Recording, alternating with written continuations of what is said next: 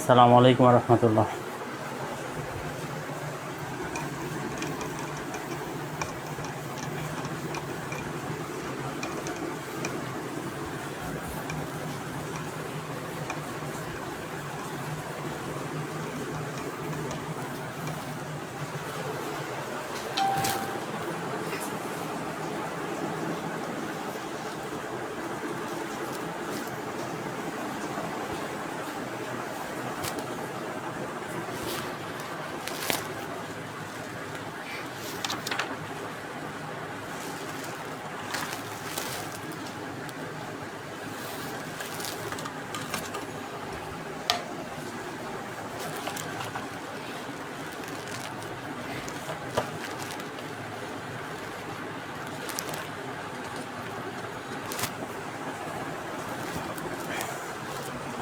আসসালামু আলাইকুম। শুরু করি আজকে আমাদের নতুন ক্লাস। আজকে আমরা পাওয়ার সিস্টেম সম্পর্কে আলোচনা করব।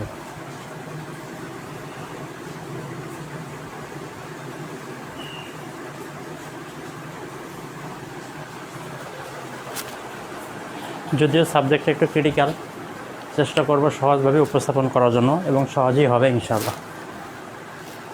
আচ্ছা, পাওয়ার ফ্যাক্টরের মধ্যে সবথেকে গুরুত্বপূর্ণ বিষয় হচ্ছে যে পাওয়ার সিস্টেমের মধ্যে সবথেকে গুরুত্বপূর্ণ বিষয় হচ্ছে পাওয়ার ফ্যাক্টর।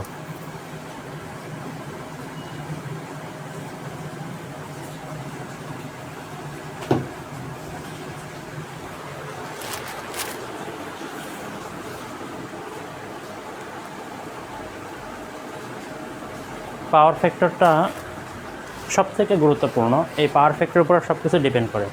আচ্ছা, পাওয়ার সিস্টেম আলোচনা করা হচ্ছে বৈদ্যুতিক সিস্টেমের, ইলেকট্রিক সিস্টেমের ট্রান্সমিশন লাইন,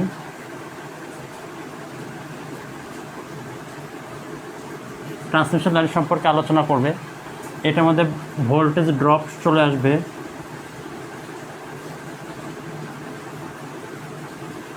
এরপরে চলে আসবে হচ্ছে বিভিন্ন প্রকার ফ্যাক্টর সম্পর্কে আলোচনা করা হয় পাওয়ার সিস্টেমের মধ্যে। এরপরে এই সব কিছু ইমপ্রুভ করার জন্য যেটা লাগে সেটা হচ্ছে পাওয়ার ফ্যাক্টর। এই সমস্ত কিছু মূলত একটা পাওয়ার সিস্টেমের মধ্যে আলোচনা করা হয়। তো যেহেতু পাওয়ার ফ্যাক্টরটা ইম্পর্টেন্ট একটা বিষয়, এই জন্য পাওয়ার ফ্যাক্টর নিয়ে আলোচনা আমরা শুরু করি। পাওয়ার ফ্যাক্টর সম্পর্কে তো আমরা জানি, পাওয়ার ফ্যাক্টর সংজ্ঞা কয়েক রকমভাবে দেওয়া যায়। তার মধ্যে একটা হচ্ছে যে কারেন্ট এবং ভোল্টেজের মধ্যকার কোসাইনের মান। এই কোসাইনের যে মানটা, এই মানটাকে পাওয়ার ফ্যাক্টর বলে। কারেন্ট এবং ভোল্টেজ এর মধ্যবর্তী কোসাইন এর মানকে পিএফ বা পাওয়ার ফ্যাক্টর বলে। ঠিক আছে, এটাকে কস থিটা দ্বারা প্রকাশ করা হয়। কস থিটা দ্বারা এই পাওয়ার ফ্যাক্টরকে প্রকাশ করা হয়। এখন কোসাইনটা কি আর এখানে কি বোঝাচ্ছে? কারেন্ট এবং ভোল্টেজ। দেখো যে আমরা তো জানি পাওয়ার ফ্যাক্টর হচ্ছে তিন প্রকার। একটা হচ্ছে অ্যাক্টিভ পাওয়ার, একটা হচ্ছে অ্যাপারেন্ট পাওয়ার, আর একটা হচ্ছে রিঅ্যাক্টিভ পাওয়ার। এই পাওয়ার হচ্ছে তিন প্রকার। আর পাওয়ার ফ্যাক্টর হচ্ছে তিনটা: ইউনিটি, ল্যাগিং এবং লিডিং। পাওয়ার ফ্যাক্টর হচ্ছে তিনটা। পাওয়ার ফ্যাক্টর কয়টা? তিনটা: ইউনিটি, ল্যাগিং, লিডিং। এই তিনটা হচ্ছে পাওয়ার ফ্যাক্টর। আর পাওয়ার হচ্ছে তিনটা। একটা হচ্ছে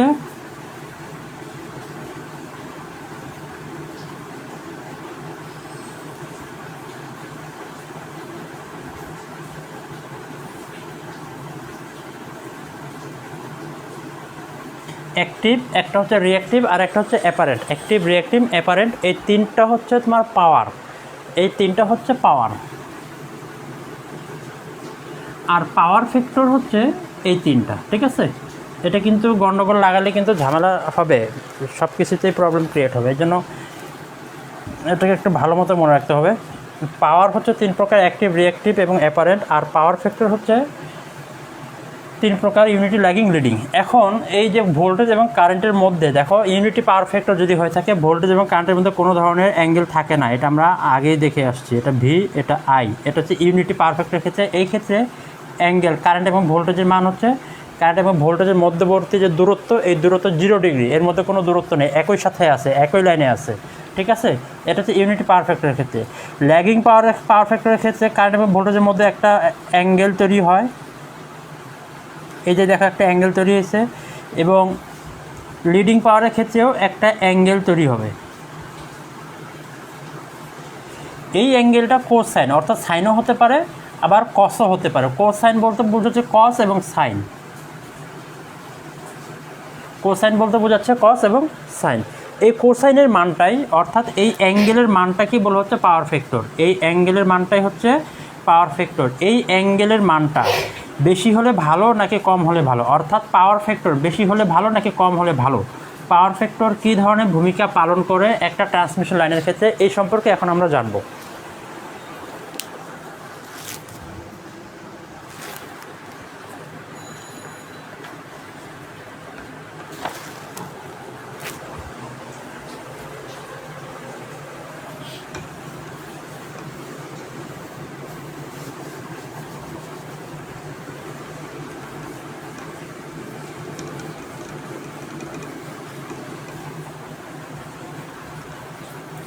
আচ্ছা, তার আগে আর একটু ডিসকাস করি, সেটা হচ্ছে যে পাওয়ার যে তিন প্রকার, একটা হচ্ছে অ্যাক্টিভ পাওয়ার,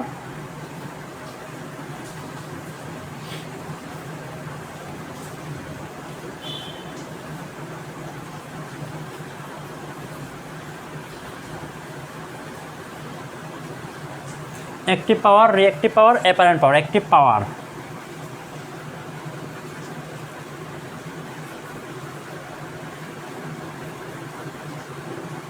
অ্যাক্টিভ পাওয়ারের একক হচ্ছে ওয়াট, যেটাকে VI cos theta, Vi cos theta একক হচ্ছে ওয়াট, ওকে। রিঅ্যাক্টিভ পাওয়ার হচ্ছে ভিআই সাইন থেটা, একক হচ্ছে ভিএআর। আর অ্যাপারেন্ট পাওয়ার হচ্ছে ভিএ, অর্থাৎ একক হচ্ছে এককও ভিএ, এককও ভিএ, ঠিক আছে, ভিএ। আচ্ছা, এখন এই অ্যাক্টিভ পাওয়ার মূলত আমাদের পাওয়ার সিস্টেমের মধ্যে, ইলেকট্রিক্যাল সিস্টেমের মধ্যে অ্যাক্টিভ পাওয়ার নিয়ে আলোচনা করা হয়, কিন্তু এই দুইটা পাওয়ার আমার কাজে লাগে না, এই দুইটা পাওয়ার আমার কাজে লাগে না। এখানে একটা মজার থিম দেখো, একটা মজার থিম দেখাচ্ছি। আমরা তাহলে কোনটা ব্যবহার করি হচ্ছে আমরা এই অ্যাক্টিভ পাওয়ারটাকে আমরা সবসময়ের জন্য ব্যবহার করি। রিঅ্যাক্টিভ পাওয়ার এবং অ্যাপারেন্ট পাওয়ার এই দুইটা আমাদের ইলেকট্রিক্যাল সিস্টেমে ব্যবহার করা হয় না, এই মানগুলো আমরা কাউন্ট করি না, কিন্তু এরপরে এগুলো নিয়ে আলোচনা করা হয়। আলোচনা করার কারণ কি? আলোচনা করার কারণ হচ্ছে যে এই দুইটা যদি না থাকে তাহলে এই অ্যাক্টিভ পাওয়ারকে কল্পনা করা যাবে না। ক্লিয়ার? রিঅ্যাক্টিভ পাওয়ার এবং অ্যাপারেন্ট পাওয়ার যদি না থাকে তাহলে অ্যাক্টিভ পাওয়ারকে কোনোভাবেই কল্পনা করা যাবে না।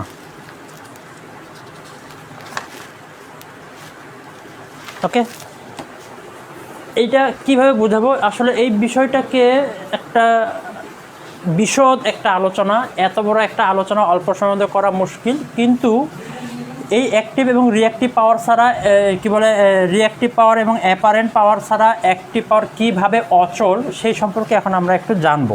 দেখো একটা এক্সাম্পল দিই, সহজ একটা এক্সাম্পল। সিগারেট তো দেখছো, যারা খাও তারা তো খাওয়াই, যারা খাও না তারা তো খাও না। তো যারা খাও না এটা তো আসলে খায় না, এটা তো হচ্ছে ধূমপান করে, হ্যাঁ পান করে। এটা স্বাস্থ্যের জন্য ক্ষতিকর, হানিকারক, এটা কোনোভাবেই খাওয়া যাবে না, আল্লাহ তাআলার নিষেধ আছে, কোনোভাবেই সিগারেট পান করা যাবে না, এটা আল্লাহ তাআলা নিষেধ আছে, এটা স্বাস্থ্যের পক্ষেও খারাপ, ঠিক আছে, এটা কোনোভাবেই পান করা যাবে না।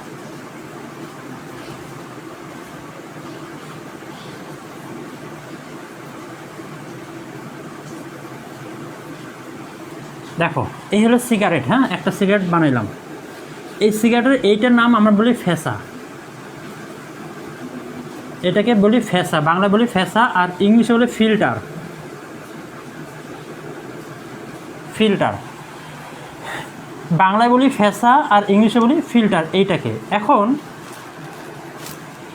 এইটা ছাড়া সিগারেট ব্যবহার করা যাবে কিনা, অর্থাৎ এই ফ্যাসা ছাড়া সিগারেট ব্যবহার করা যাবে কিনা। ফ্যাসাকে আমি কেটে ফেলে দিলাম, কেউ কি সিগারেটটা খাইতে পারবে?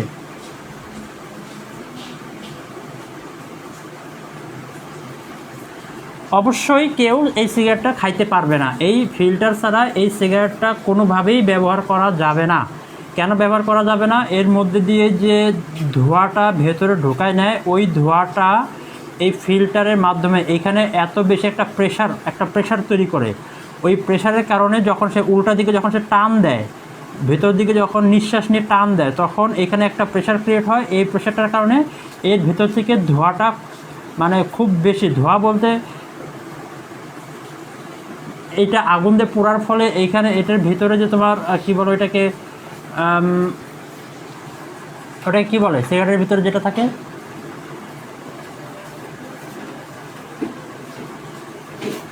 ভুলে গেছি। আচ্ছা, ওইটাকে যখন আগুন দিয়ে ধরে, তো ওই ধোঁয়াটা এই ফিল্টার দিয়ে মানুষ কিন্তু মুখের মধ্যে কিন্তু ঢোকাচ্ছে, ঢোকাচ্ছে। এখন যদি ফিল্টার যদি না থাকে তাহলে কী হবে? এখানে কিন্তু ওই পরিমাণ চাপ কিন্তু তৈরি হবে না, বিধায় এখানে এই যে সিগারেটটা আছে এই সিগারেটটা সে জ্বালাইতে পারবে না, সিগারেটটা কোনোভাবেই জ্বলবে না এবং সিগারেটটা সে কাজে লাগাইতে পারবে না। তাহলে এই ফ্যাসাটা মূলত যখনই এই সিগারেটটা জ্বলতে যখন এই পর্যন্ত চলে আসে, তখন কিন্তু সিগারেটটা ফেলে দেয়, তখন কিন্তু আর ফ্যাসা কিন্তু কোনো কাজে লাগে না। বিষয়টা কি বুঝছো? তাহলে ফ্যাসা কোনো কাজে লাগতেছে না, কিন্তু এই সিগারেটটাকে কার্য উপযোগী করে গড়ে তোলার জন্য এই ফ্যাসাটা কাজে লাগতেছে। সেম একই জিনিস, এটা হচ্ছে আমাদের অ্যাক্টিভ পাওয়ার, আর এটা হচ্ছে আমাদের রিঅ্যাক্টিভ পাওয়ার। তাহলে কী হলো?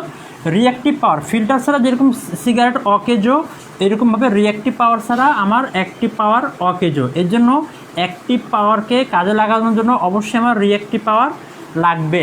এই জন্য অ্যাক্টিভ পাওয়ার, রিঅ্যাক্টিভ পাওয়ার এবং অ্যাপারেন্ট পাওয়ার তিনটাই আমাদের ইলেকট্রিক্যালের একটা বিষয়, একটা টপিক এখানে আলোচনা করা হয়ে থাকে। আচ্ছা, এই active power, reactive power, apparent পাওয়ার, এইটার পাওয়ার ত্রিভুজ আছে। ত্রিভুজটা একটু দেখি।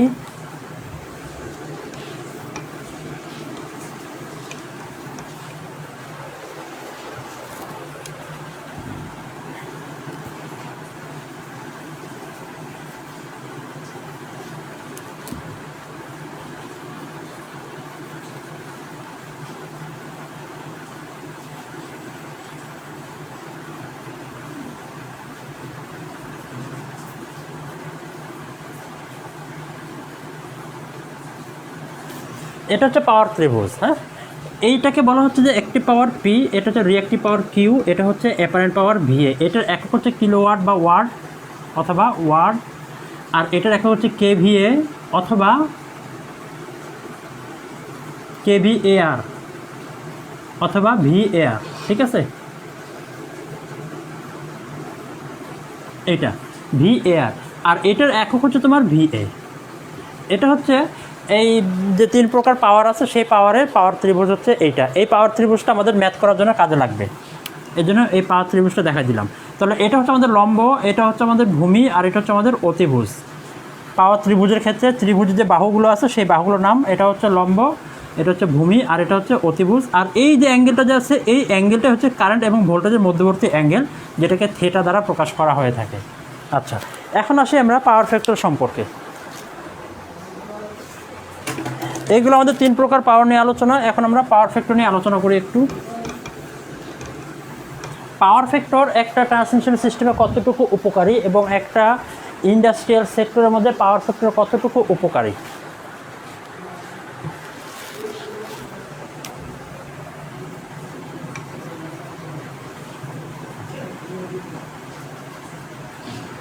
পি সমান আমরা কি জানি?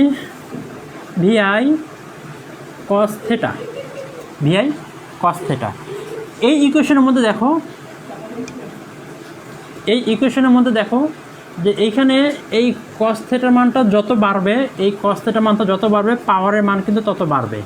কস থেটার মান যদি কমে, পাওয়ারের মান কিন্তু কমবে। এই একটা লজিক। 2 নম্বরে এখান থেকে কারেন্টের মান নিয়ে আসো, আই ইকুয়াল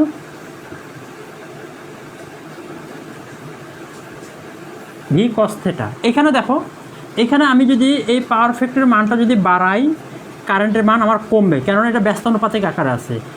এই পাওয়ার ফ্যাক্টর মান আমি যদি কমাই তাহলে কারেন্টের মান আমার বাড়বে। তার মানে কি হলো যে এইখানে আমি যদি পাওয়ার ফ্যাক্টর মান বাড়াই তাহলে আমার পাওয়ারের মান বাড়বে, আর পাওয়ার ফ্যাক্টরের মান যদি কমাই তাহলে পাওয়ারের মানটা আমার কমতেছে। এই একটা লজিক। এর জন্য পাওয়ার ফ্যাক্টর যদি বেশি হয় তাহলে তাহলে কী হবে, তাহলে আমাদের পাওয়ারের মানটা বেশি হবে, আর পাওয়ার ফ্যাক্টরের মান যদি কম হয় তাহলে আমাদের পাওয়ারের মানটা কম হবে। আর এইটা কি, এটা হচ্ছে পাওয়ার ফ্যাক্টরের মান যদি কম হয় তাহলে আমাদের কারেন্টের মান বেশি হবে, আর পাওয়ার ফ্যাক্টরের মান যদি বেশি হয় তাহলে কারেন্টের মান আমার কম হবে। কিভাবে দেখো, ধরলাম পি হচ্ছে 2 কিলোওয়াট, ভি হচ্ছে 2 ভোল্টেজ, ঠিক আছে। আচ্ছা, কস থেটা ধরলাম 0.6, কস থেটা 0.6, তাহলে এখানে কারেন্টের মান কত, আই। পি এর মান 2 কিলোওয়াট মানে 2 ধরলাম, ওটা 2 ধরি, কিলোওয়াট না শুধু 2 ধরি, এখানে 2 ইন্টু 0.6, এটাকে ক্যালকুলেশন করে কত আসে।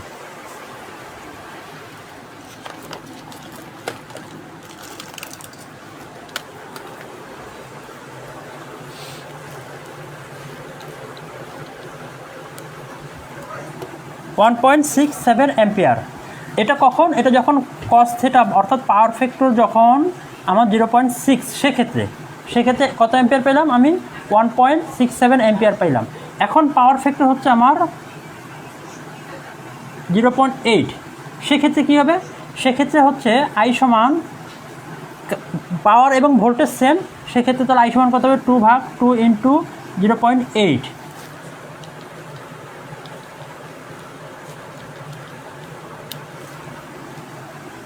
1.25 অ্যাম্পিয়ার।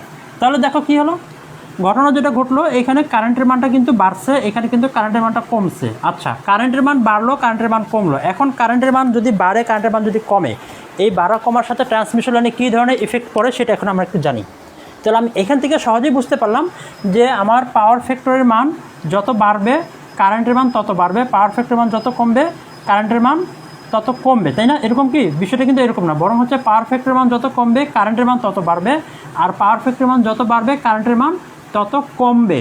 এটা হচ্ছে তোমার পাওয়ার ফ্যাক্টর বাড়া এবং কমার সাথে। এখন দেখি যে এই যে পাওয়ার ফ্যাক্টর বাড়া এবং কমার সাথে যে কারেন্টটা যে কম বেশি হলো, এই কারেন্টটা এই পাওয়ার সিস্টেমের মধ্যে ট্রান্সমিশন লাইনের ক্ষেত্রে কী ধরনের ইফেক্ট ফেলায় সেটা আমরা একটু দেখি।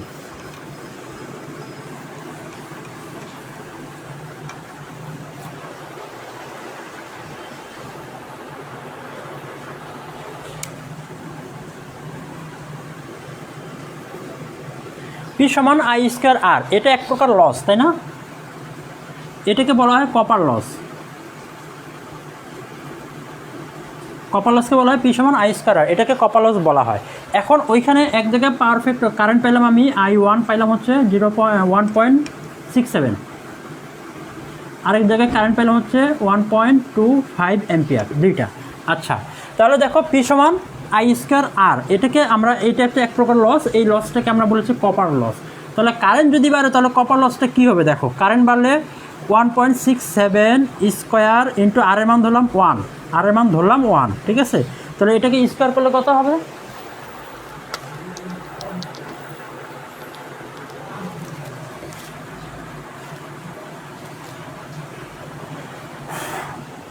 $2.78 ওয়াট, যখন কারেন্টের মান হচ্ছে 1.67। আচ্ছা, কারেন্টের মানে এখন আমি ধরি হচ্ছে 1.25,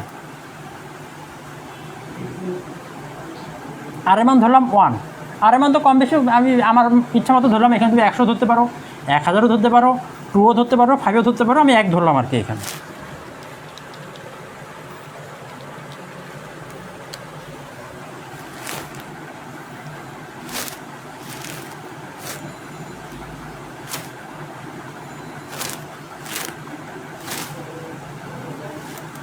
এত ওয়াট। তাহলে কী হলো দেখো, এখানে কিন্তু যেহেতু এটা এক প্রকার লস, সেটার নাম হচ্ছে কপার লস। এখানে কারেন্টের মান বেশি হওয়ার কারণে যখন পাওয়ার ফ্যাক্টর যখন কস থেটার মান যখন 0.6, সেক্ষেত্রে এইটা লস করতেছে যে 2.75 ওয়াট আমাদের লস করতেছে। এই লসটা আমরা কোনোভাবেই পাচ্ছি না, এই লসগুলোর কারণেই আমাদের সিস্টেম লস হয়ে থাকে, ঠিক আছে। এই লসগুলো আমরা কোনোভাবেই পাচ্ছি না। তাহলে আমাদের কারেন্টের মান, পাওয়ার ফ্যাক্টর মান কম হওয়ার কারণে কারেন্টের মান বাড়ছে, কারেন্টের মান বেশি হওয়ার কারণে আমাদের কপার লসটা বেড়ে গেছে। আচ্ছা, কারেন্টের মান আবার এখানে কস থিটা হচ্ছে 0.8। কস থিটা বাড়ার কারণে কারেন্টের মানটা আমাদের কমছে। কারেন্টের মান কমার কারণে দেখো পাওয়ারের মানটা হচ্ছে 1.25 1.56 ওয়াট। এই মানটা এটা একটা ড্রপ, অর্থাৎ এটা একটা কপার লস। এই কপার লসের পরিমাণটা দেখো কমে গেছে।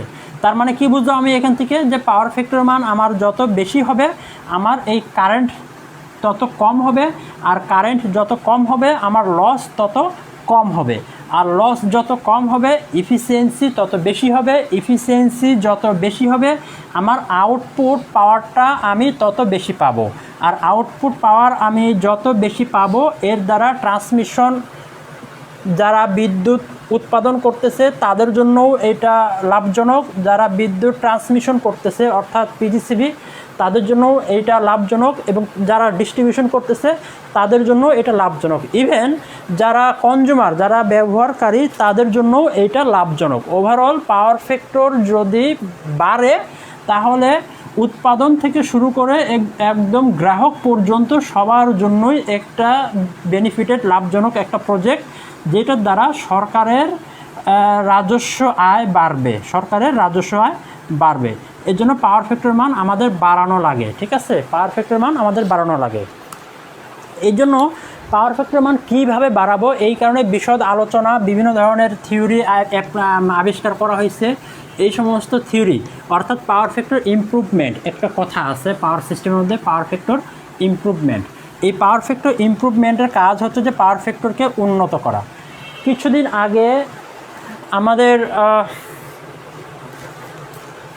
আগে আমি যেখানে চাকরি করি হেড অফিসে আছি, বিএফডিসি হেড অফিসে আমাদের এইখানে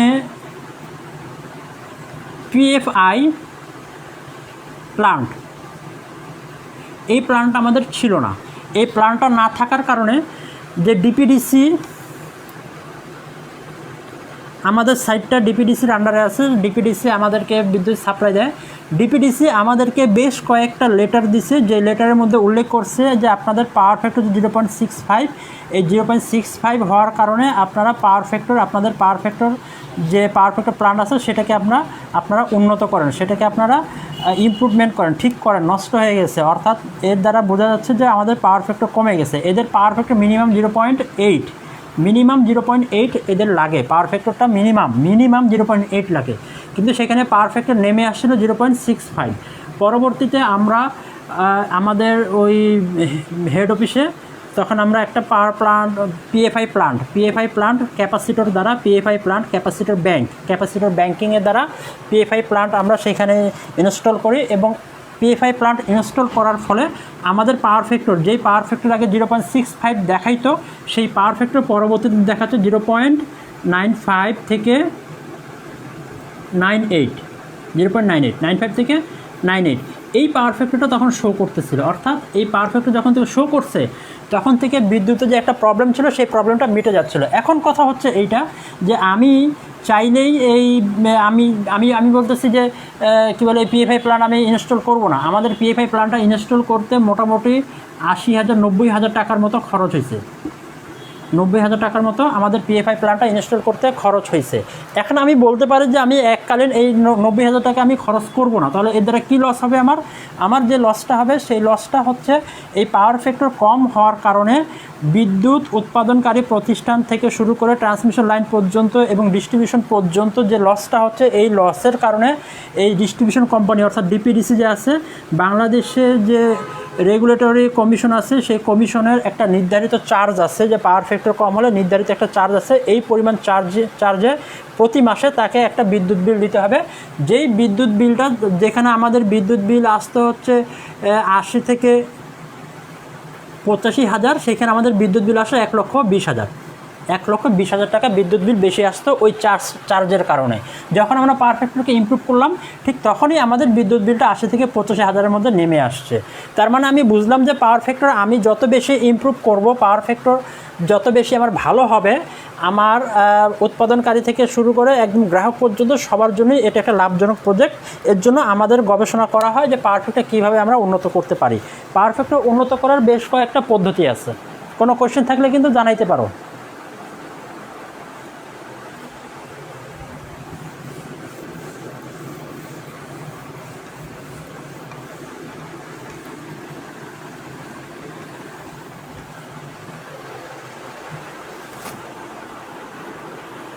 পাওয়ার ফ্যাক্টর ইমপ্রুভমেন্টের বিভিন্ন পদ্ধতি আছে, এই পদ্ধতিগুলো অ্যাপ্লাই করে থাকে। সব থেকে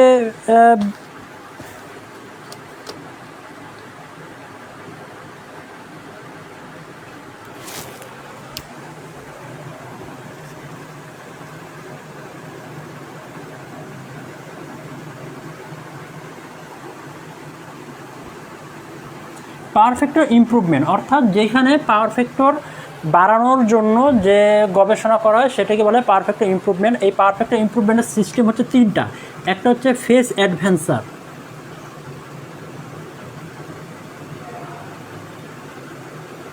দুই নম্বর হচ্ছে স্ট্যাটিক ক্যাপাসিটর,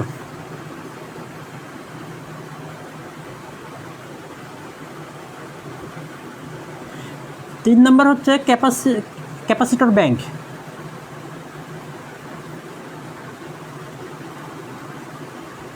চার নম্বর হচ্ছে সিনক্রোনাস কন্ডেন্সার।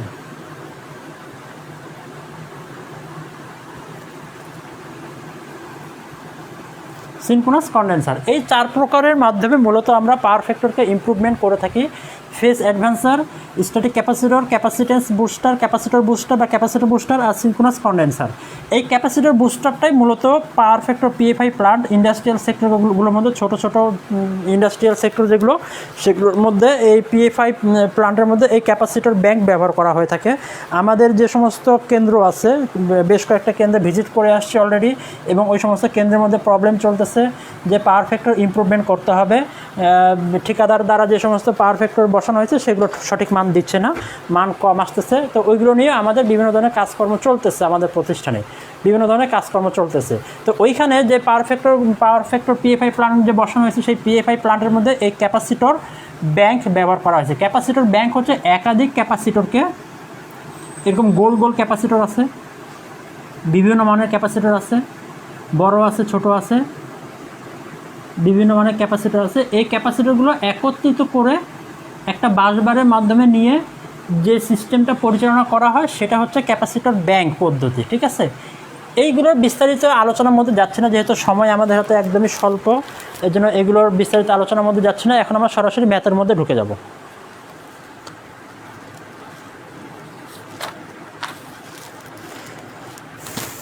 তাহলে পাওয়ার ফ্যাক্টরের মান যদি কম হয় তাহলে কি সমস্যা হবে?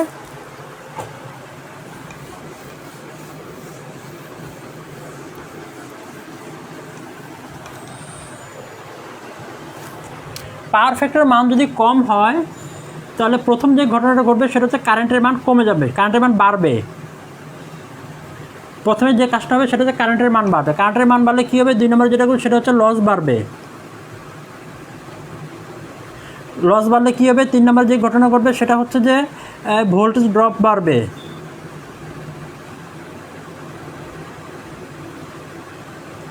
ভোল্টেজ ড্রপ বাড়বে। ভোল্টেজ ড্রপ বাড়লে কী হবে? ভোল্টেজ ড্রপ বাড়লে যে ঘটনাটা ঘটবে সেটা হচ্ছে যে রেগুলেশন বাড়বে। আচ্ছা, রেগুলেশন বাড়লে কী হবে? ইফিসিয়েন্সি কমে যাবে, ইটা কমে যাবে, ইফিসিয়েন্সি কমে যাবে। আচ্ছা, ইফিসিয়েন্সি যদি কমে যায় সেক্ষেত্রে কী ঘটনা ঘটবে? ইফিসিয়েন্সি কমে গেলে আমার আউটপুট আমি কম পাবো।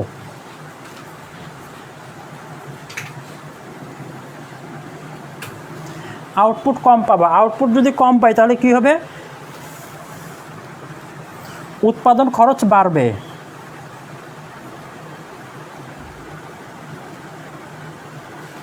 উৎপাদন খরচ বাড়বে। আর উৎপাদন খরচ বাড়লে কী হবে? উৎপাদন খরচ বাড়লে যেটা হবে যে গণপ্রজাতন্ত্রী বাংলাদেশের রাজস্ব আয় কমে যাবে। ঠিক আছে, রাজস্ব আয় কমে যাবে। এটা হচ্ছে পাওয়ার ফ্যাক্টর যদি কম হয় তাহলে সেক্ষেত্রে পিএফ কম হলে সেক্ষেত্রে, আর পিএফ যদি বাড়ে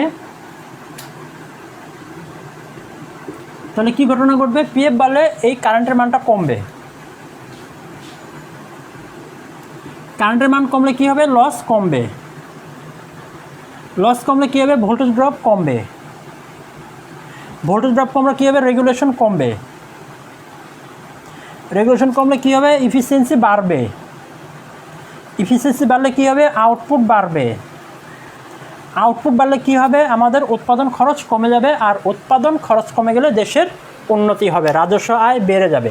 এখন এখানে একটা বিষয় যে রেগুলেশন, দেখো রেগুলেশন বিষয়টা নিয়ে এর আগে আলোচনা করেছে, যেন আজকে নতুন করে আলোচনা করব না, শুধু এতটুকুই বলি, রেগুলেশন মানেই হচ্ছে ভোল্টেজ ড্রপের একটা রিলেশন, ভোল্টেজ ড্রপের একটা রেগুলেশন, যেটা পাওয়ার সিস্টেমের জন্য কোনোভাবেই কাম্য না।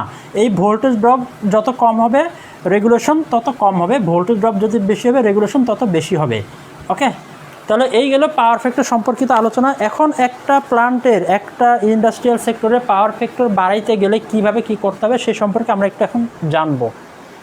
ধরি একটা ইন্ডাস্ট্রিয়াল সেক্টর, সেই ইন্ডাস্ট্রিয়াল কোম্পানি, এই কোম্পানির কথাই চিন্তা করি, কোম্পানির কথা চিন্তা করে সেখানে কি পরিমাণ পাওয়ার হচ্ছে আমার, এর দ্বারা পাওয়ার ফ্যাক্টর যদি বাড়াইতে হয় তাহলে কী পরিমাণ ক্যাপাসিটার আমাকে সংযোগ করতে হবে, এই সম্পর্কে এখন একটা আলোচনা করি, একটা ম্যাথ করি আমরা সরাসরি।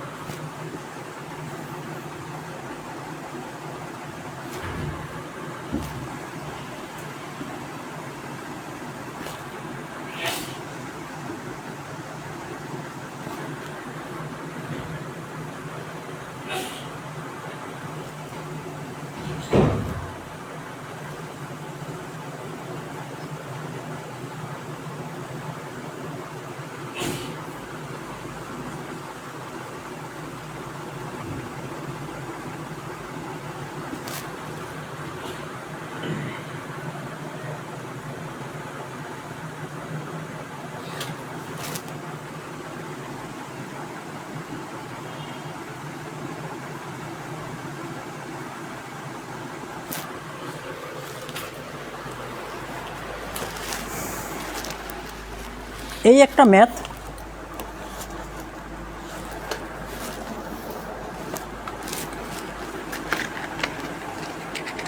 এই ম্যাথের মধ্যে বলতেছে যে একটা কারখানার কথা চিন্তা করতেছে, যে এই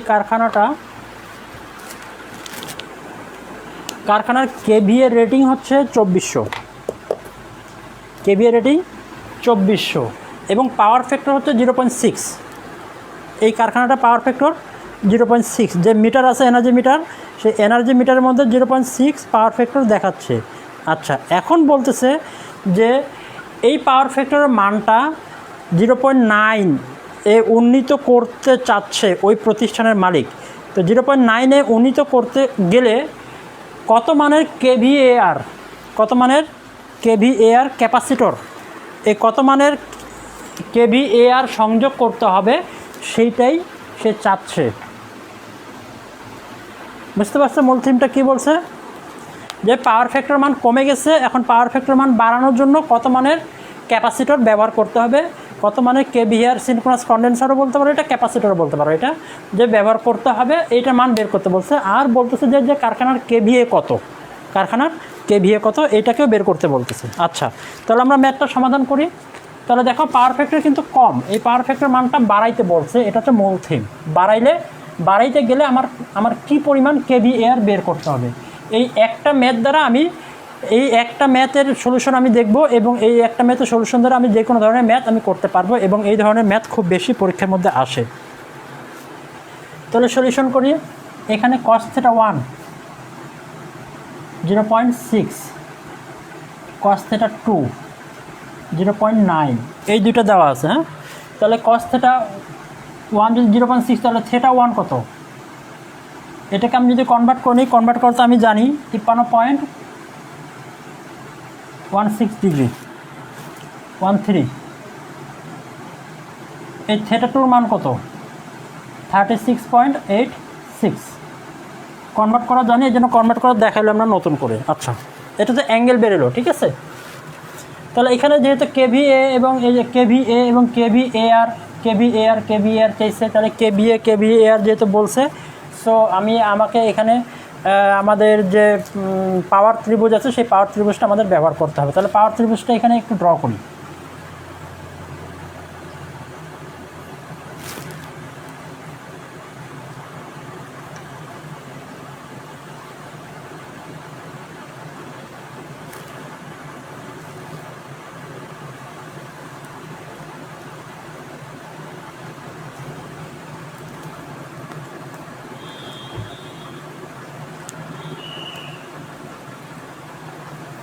দেখো পাওয়ার ফ্যাক্টর যখন 0.6, সেক্ষেত্রে কিন্তু এটার কারেন্ট এবং ভোল্টেজের মধ্যবর্তী অ্যাঙ্গেলটা কিন্তু অনেক বেড়ে গেছে। এটাকে যদি টানা হয় তাহলে এটাই হচ্ছে আমাদের কেভিএআর।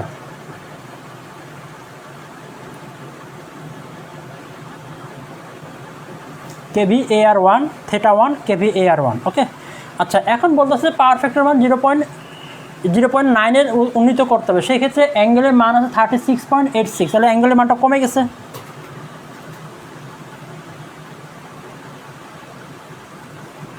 θ2, ঠিক আছে। আচ্ছা, এটা হচ্ছে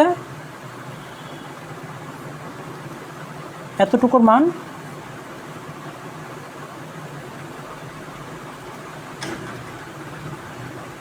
কেভিএআর2 এটা হচ্ছে এতটুকুর মান, 2 নম্বর অ্যাঙ্গেলটার ক্ষেত্রে এতটুকু মান, ব্যাস। এটা হচ্ছে আমাদের কিলোওয়াট ছিল, এটা হচ্ছে আমাদের কেভিএ1, কেভিএ2 আমাদের বের করতে বলছে। কেভিএ1 সমান আমাদের দেওয়া আছে 2400, কেভিএ2 আমাদের বের করতে হবে যে যখন কারখানার কেভিএ কত, কেভিএটা বের করতে। যখন পারফেক্ট আমি ইমপ্রুভমেন্ট করলাম সেক্ষেত্রে আমাদের কারখানার কেভিএ কত হবে সেটা আমাদের বের করতে বলছে। আচ্ছা,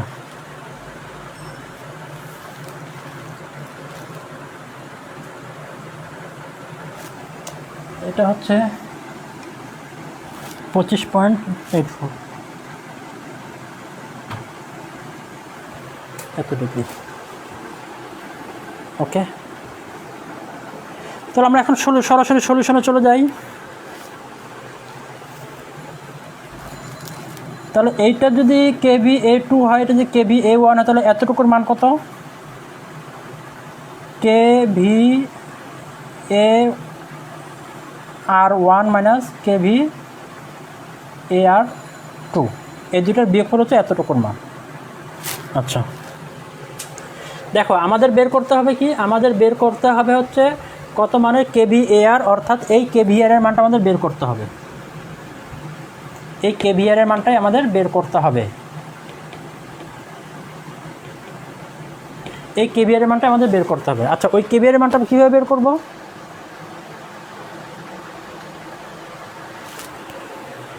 এই কেভিআর এর মানটা কীভাবে পাবো আমি এখান থেকে? এই কেভিআর এর মানটা আমি পাবো হচ্ছে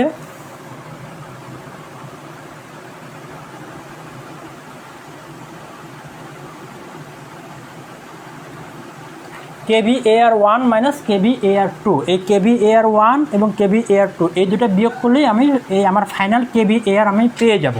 এটাই হচ্ছে আমার মূল অ্যান্সার, বের হবে এটা।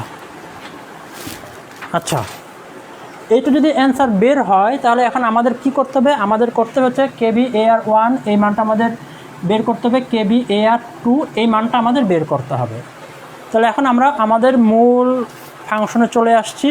তাহলে এখন আমরা আগে কেভিএআর1 বের করি। কেভিএআর1 কোনটা? লাল কলম, এইটা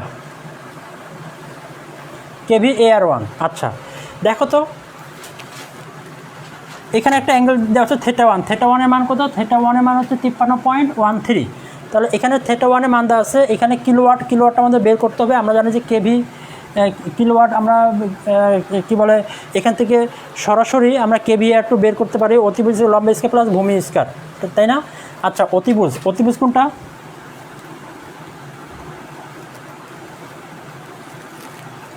tan θ সমান কি লম্ব বাই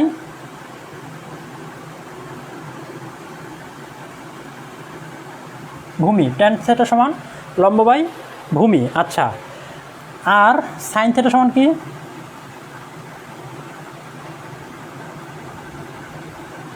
লম্ব বাই অতিভুজ,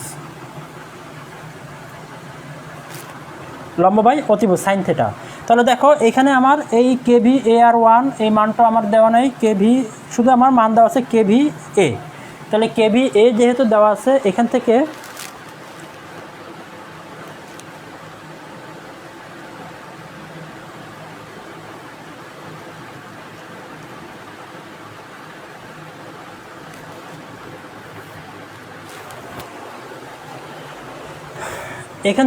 আমি বের করতে পারবো। আচ্ছা, আরেকটু কাজ করে নেই, আরেকটু সহজ করি।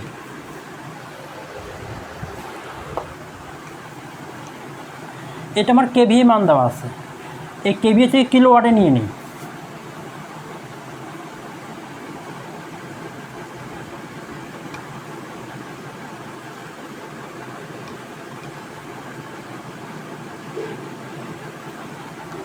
KVA into PF. আচ্ছা, তাহলে কিলোওয়াট কত হবে 2400 ইন্টু 0.6। তো এটা ক্যালকুলেশন করলে কত আসবে?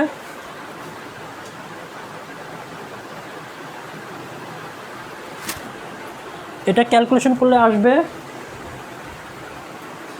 1440 কিলোওয়াট। তাহলে আমাদের এই মানটা আমরা পেয়ে গেছি।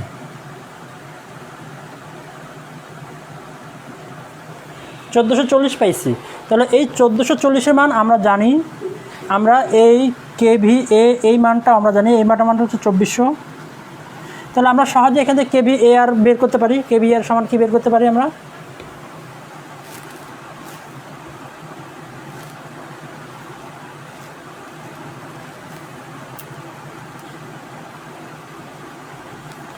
লম্ব হচ্ছে কেভিএআর1 লম্ব বাই ভূমি, ভূমি কত কিলোওয়াট, tan θ1, θ1 এর মান কত 53.13।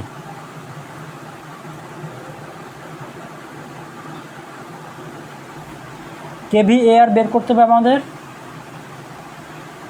আর কিলোওয়াটের মান বের হয়েছে আমাদের 1440। এখান থেকে সরাসরি আমি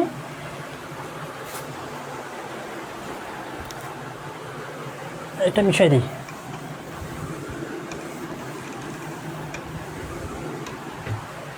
সরাসরি আমি কেভিএআর1 পেয়ে যাব।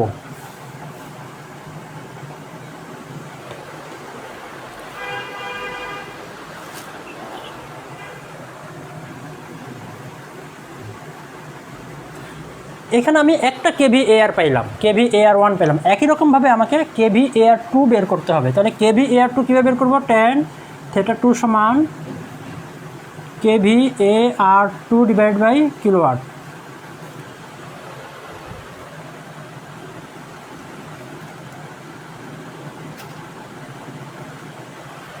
Divide by kilowatt. আচ্ছা, তাহলে এখান থেকে বের করি। tan θ2 মান হচ্ছে 25.84 ইকুয়াল কেভিএআর2 কেভিএআর2 যেটা আমাদের বের করতে হবে। আর কিলোওয়াটের মান আমরা জানি যে 1440, যেটা আমরা বের করে রাখছি। তাহলে এটাকে ক্যালকুলেশন করলে কত আসবে?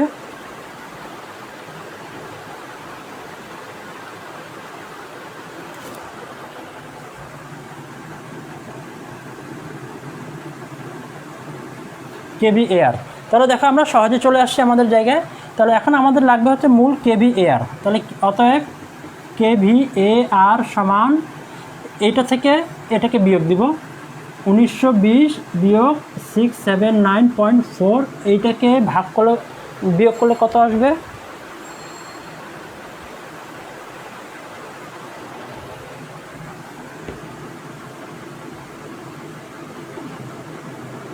এটি আমাদের অ্যান্সার। এইটাই হচ্ছে আমাদের মূল অ্যান্সার। ওকে, তার মানে ওই যে কী বলে ইন্ডাস্ট্রিয়াল সেক্টরটা বা ফ্যাক্টরিটা যে আছে, ওই ফ্যাক্টরির মধ্যে আমি যদি পাওয়ার ফ্যাক্টরের মান 0.9 নিতে চাই, তাহলে এত মানের কেভি, এত মানের আমাকে ক্যাপাসিটর ব্যাংক ব্যবহার করতে হবে, এত মানের ক্যাপাসিটর ব্যাংক আমাকে ব্যবহার করতে হবে। এই থিমটা দিয়েই আমি যে কোনো ধরনের ম্যাথ সলিউশন করতে পারবো। তো এই থিমটা একটু ভালো মতো প্র্যাকটিস করলে দেখবে যে তোমাদের আরও বিষয়গুলো ক্লিয়ার হয়ে গেছে।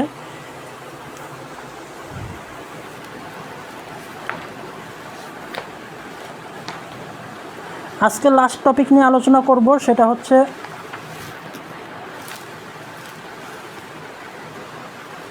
Watt meter.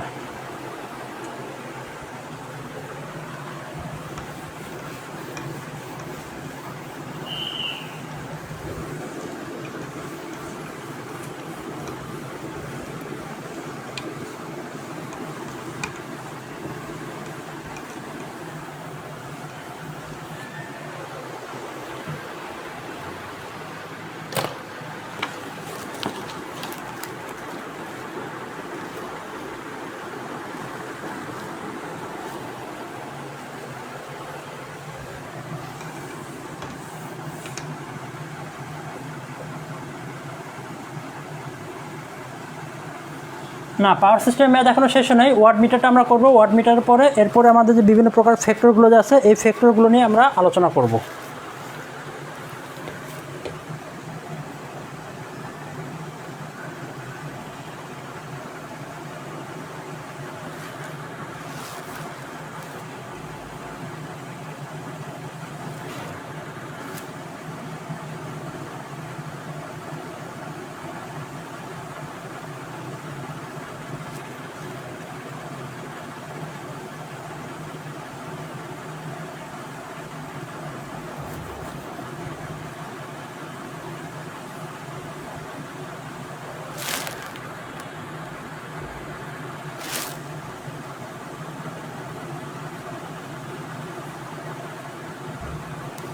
দেখো, একটা হচ্ছে ল্যাগিং পাওয়ার ফ্যাক্টর আর একটা হচ্ছে লিডিং পাওয়ার ফ্যাক্টর। ওয়াট মিটারে কিন্তু লক্ষ্য রাখতে হবে, একটা হচ্ছে ল্যাগিং পাওয়ার ফ্যাক্টর আর একটা হচ্ছে লিডিং পাওয়ার ফ্যাক্টর। দুই ওয়াট মিটার পদ্ধতিতে এটা আমি ডিসকাস করতেছি। একটা হচ্ছে ল্যাগিং পাওয়ার ফ্যাক্টর, যদি ল্যাগিং পাওয়ার ফ্যাক্টর হয়ে থাকে সেক্ষেত্রে ট্যান থিটার ক্ষেত্রে কিন্তু এখানে পজিটিভ মান, আর লিডিংয়ের ক্ষেত্রে কিন্তু এখানে শুধুমাত্র নেগেটিভ মান। এই জন্য এই কী বলে ওয়াট মিটারে ম্যাথ করার সময় তোমাকে লক্ষ্য রাখতে হবে যে পাওয়ার ফ্যাক্টর মানটা কি ল্যাগিংয়ে দেওয়া আছে নাকি লিডিংয়ে দেওয়া আছে। যদি ল্যাগিংয়ে দেওয়া থাকে তাহলে এই ফর্মুলা ইউজ করবে, আর যদি লিডিংয়ে দেওয়া থাকে সেক্ষেত্রে এই ফর্মুলা ইউজ করবে। সেটা তোমাকে অবশ্যই চিন্তা করে বের করতে হবে যে এটি ল্যাগিংয়ে নাকি লিডিংয়ে। এই দুইটা ফর্মুলা দিয়ে ওয়াট মিটারের যে কোনো ধরনের ম্যাথ তুমি সলিউশন করতে পারবে। এইখানে W1 হচ্ছে যে 1 নম্বর ওয়াট মিটারের যে পাওয়ারটা সেই পাওয়ারের পরিমাণ, W2 হচ্ছে 2 নম্বর ওয়াট মিটার যে পাওয়ার সেই পাওয়ারের পরিমাণ। অর্থাৎ ওয়াট মিটার যে দুইটা ব্যবহার করছি, এই দুইটা ওয়াট মিটারের মধ্যে 1 নম্বর ওয়াট মিটারের যে পাওয়ারটা শো করবে সেই পাওয়ারের পরিমাণ হচ্ছে W1, আর 2 নম্বরের মধ্যে যে পাওয়ারটা শো করবে সেটা হচ্ছে W2। তাহলে একটা সরাসরি ম্যাথ করি আমরা।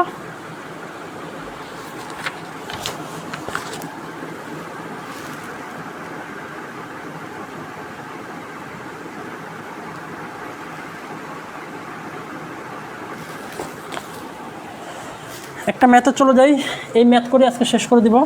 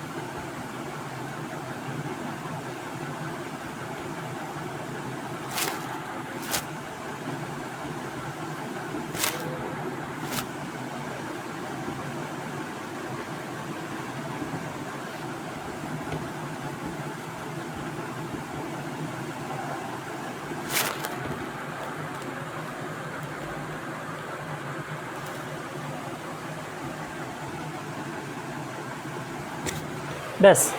এখানে বলতেছে যে একটি 0.4 PF ল্যাগিং বিশিষ্ট মোটর লোড হিসেবে আছে। একটা লোড আছে, সেই লোডটা হচ্ছে মোটর। এই মোটরের মধ্যে যে পাওয়ার ফ্যাক্টর যাচ্ছে সেই পাওয়ার ফ্যাক্টর 0.4 ল্যাগিংয়ে। আচ্ছা, 2 ওয়াট মিটার পদ্ধতিতে পাওয়ার পরিমাপ করলো। পাওয়ার পরিমাপ করে ওই মোটরের মধ্যে টোটাল যে পাওয়ারটা গেল সেই টোটাল পাওয়ারটা হচ্ছে 30 কিলোওয়াট।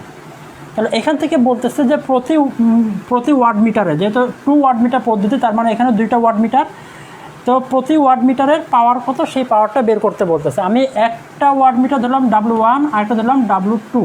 তাহলে প্রথমে বলতেছে যে মোট ইনপুট বলতে কি W1 প্লাস W2 সমান পাইলে হচ্ছে 30 কিলোওয়াট।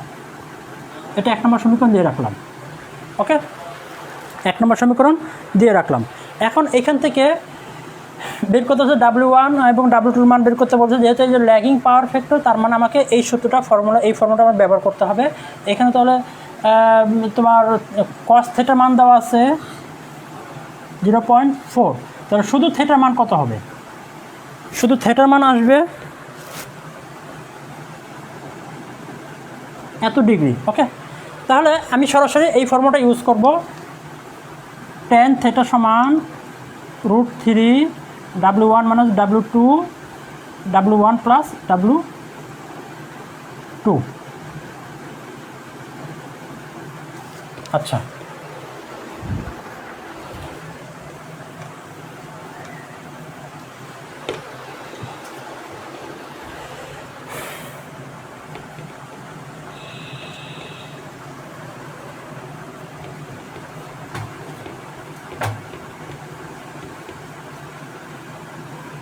W1 প্লাস W2 মান কত? 30 দেওয়া আছে এখানে। এখান থেকে W1 মাইনাস W2 মানটা বের হবে। ক্যালকুলেশন করলে W1 মাইনাস W2 মানটা আমরা পাবো হচ্ছে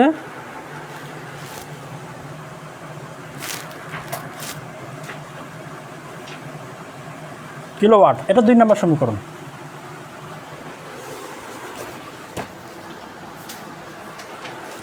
এখন এই যে 1 নম্বর এবং 2 নম্বর সমীকরণ যে আছে, অর্থাৎ এই যে 1 নম্বর সমীকরণ এবং এই 2 নম্বর সমীকরণ, এই দুটোকে আমরা সলিউশন করব সলভ ফাংশনের মধ্যে। সলভ ফাংশনও করতে পারো অথবা সরাসরি ক্যালকুলেশন করেও করতে পারো। ক্যালকুলেট করে আর যেভাবে করো না কেন, এখান থেকে W1 এর মান একটা বের হবে, W2 এর মান একটা বের হবে। যেটা বের হবে সেটা হচ্ছে আমাদের অ্যান্সার। এটি মূলত ছিল হচ্ছে আমাদের ওয়াট মিটারের ম্যাথ। ওকে, তাহলে আজকে এই পর্যন্ত, সামনে আর বাড়াবো না।